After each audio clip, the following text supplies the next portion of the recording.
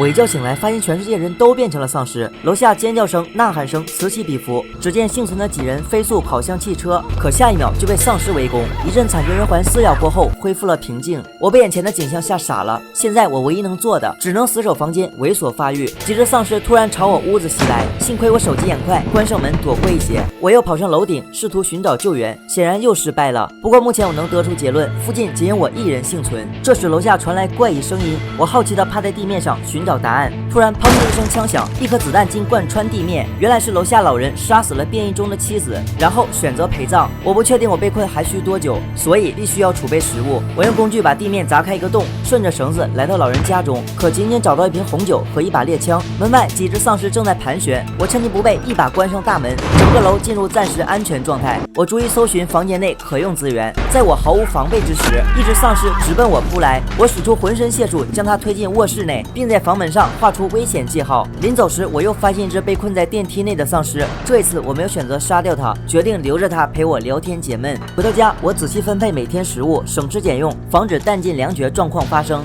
现在我已经被困第15天，整个人感觉快憋疯了。我把愤怒发泄在架子鼓上，谁知声音却引来了大批丧尸。我急忙关紧窗户，继续在室内重复每天猪一样的生活。这天楼下传来一阵恶臭，原来是老夫妇尸体开始腐烂。我把他们尸体抱进卧室，用睡袋裹起来，还亲切放上一张夫妻合照。然而洗澡时可怕的一幕发生了，竟然停水了。没有水源，我怕挺不过3天，但命运别想打败我。我把全部容器拿上天台收集雨水，无聊时在房间内跑跑步，和电梯里的丧尸聊聊天，静静等待救援队的到来。这是我被丧尸围困的第40天。这天我突然发现楼下有一只幸存野猫，我兴奋极了，因为这是迄今为止我见到的第一个活物。我急忙打开门，小心翼翼拿出食物勾引它跟我回家，奈何这只野猫还是离我而去。我不死心，试探性走出房门寻找猫，瞬间一只丧尸朝我袭来，我急忙跑进车内，丧尸聚集越来越多。